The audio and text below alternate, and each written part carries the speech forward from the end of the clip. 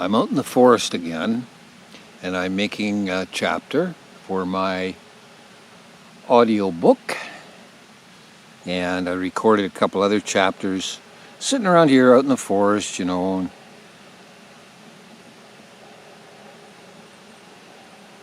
so I'm making another one. This time, though, I'm just going to show you the forest. See how spooky it looks? Pretty spooky, eh?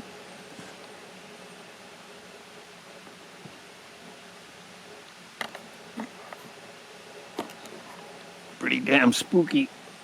Okay, now audiobook. This is, I think, I might have to correct this, but this is chapter 3 of part 2. This is the third time I went through the portal. Okay, the third time. Chapter 1 and 2 of part 2, I described the first 2 times I went through the portal, and this is chapter 3 of part 2. Okay, so I'll write it out. Now, okay, so this is about the third time I went through the portal, and the year would have been around early 1990s, before 1995, be 1991, somewhere around that time. And I had my green Dodge pickup truck with a camper on the back this time. This time I had my camper on the back because I decided that I was going to go out to Port Mellon, I was going to drive up through the portal, and I was going to camp on the other side of the portal, right? Just to try to figure out what the heck's going on. Okay. So now the same pickup truck had been through the portal one time before, but now I had my camper on the back.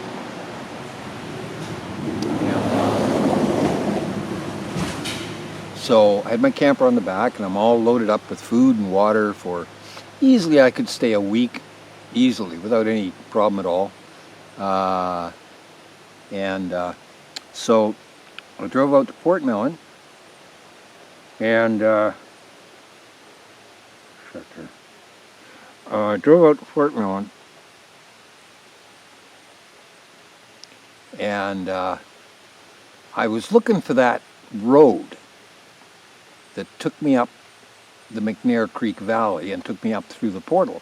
I was looking for that road again, and it didn't look the same, though. I couldn't find the vertical wall, the vertical flat wall. I couldn't find that. But I drove around up there, up some back roads, kind of a maze of back roads around there. And sure enough, then I found myself driving up that steep road towards the light blue rectangle, which was the portal, you see. And I found myself driving up that tunnel again. And so I did the same thing I did before. I hammered the gas pedal to the floor. I hung on tight.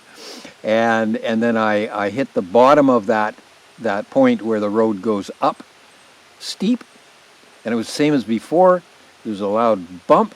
The front of the truck came up in the air, and I was looking ahead, and all I could see was this bright blue rectangle.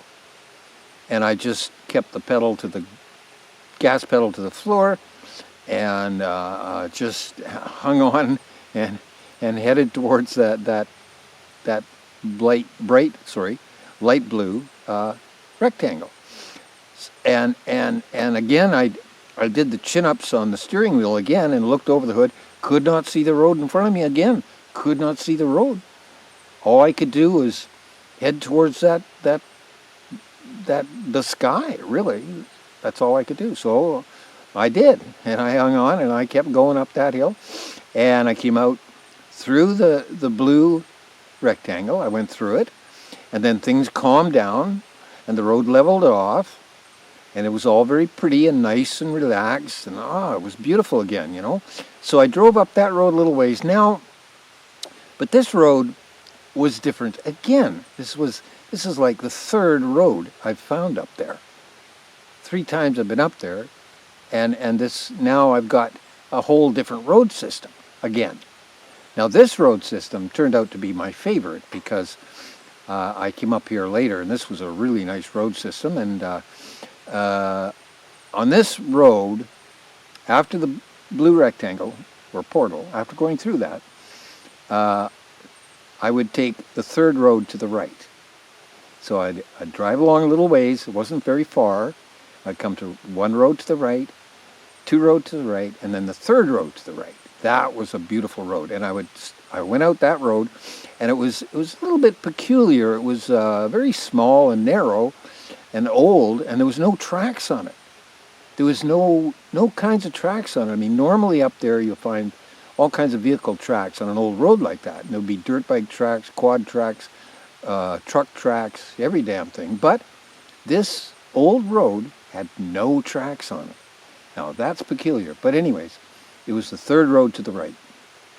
And I went out that way, and it took me across quite a ways, you know. I went for, I think, a total distance of probably 2 miles. But I had to go really slow because it was rough and difficult.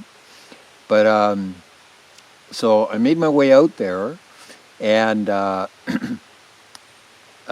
eventually I came to this little miniature valley, and it was about the size of a football stadium. It's about that big, so it was like a miniature valley up high in the mountains, right? And I drove into this little valley that day, and it was as pretty as could be, because this miniature valley was full of blooming flowers. They are the fireweed flowers, which are pink and purple. They're very pretty. And this little miniature valley just full of these flowers, right? It was so pretty. And I drove along there, and I couldn't go very far because I came to the end of the road. And at the end of the road, there was rocks. There was a rock slide had come down from above, up above a bit. This rock slide had come down and totally obliterated the road, so I stopped right there. And that turned out to be a really good place to camp. So I just parked there and set up my camper. Got real comfortable. It was very nice. I gotta make sure the camera's still going.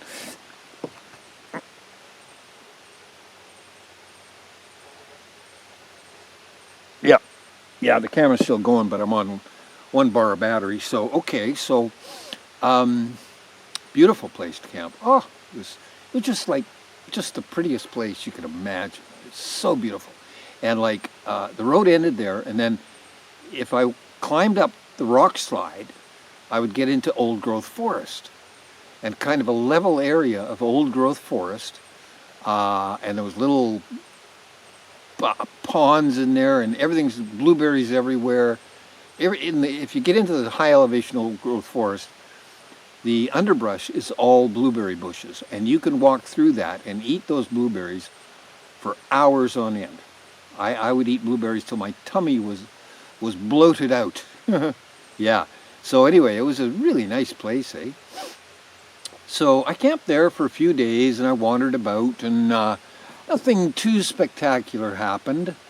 It was all just very pretty. I met some blue grouse, which I had never seen before. It was the first time I ever saw blue grouse. We have rough grouse here and blue grouse, and but nothing too spectacular happened.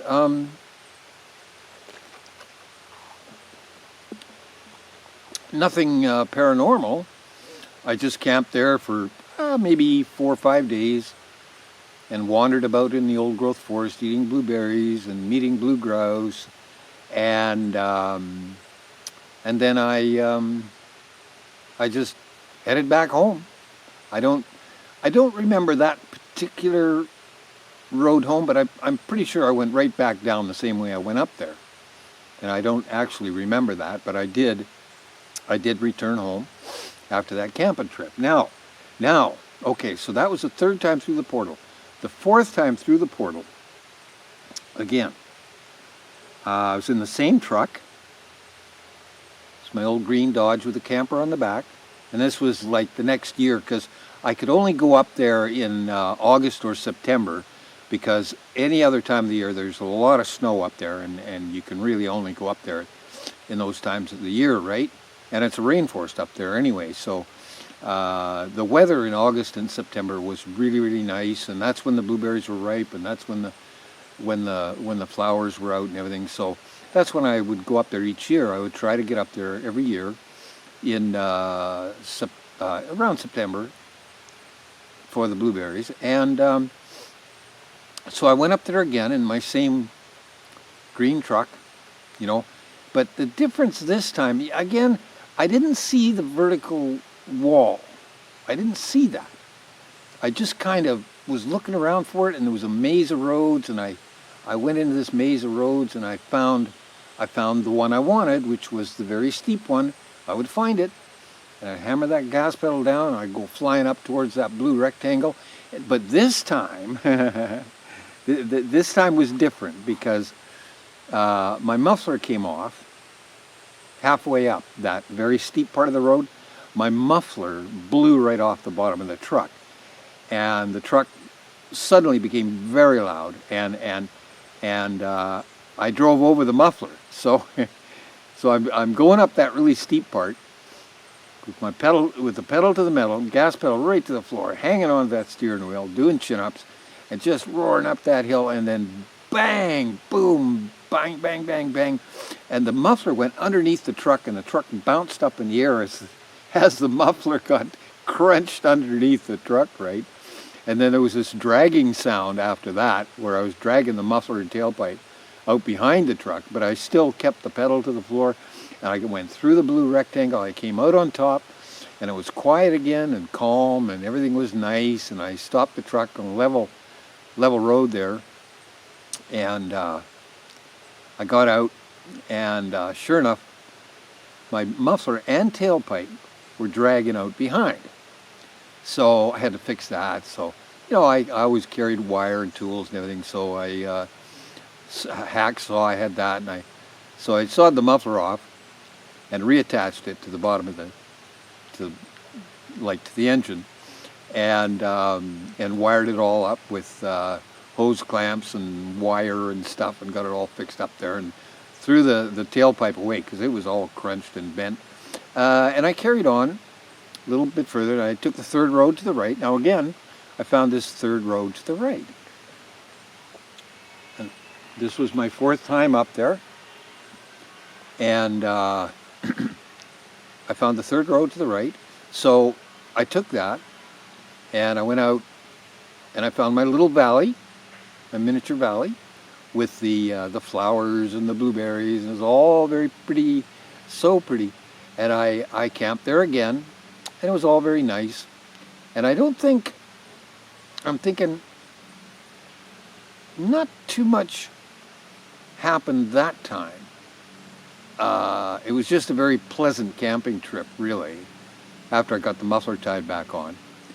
And then, you know, and when I went home from that trip through the portal, I went home. I just went the normal way down the hill, down to Portmelon, and back home. And nothing too extraordinary happened. I didn't have any paranormal experience or anything. So it was just, you know, just really nice.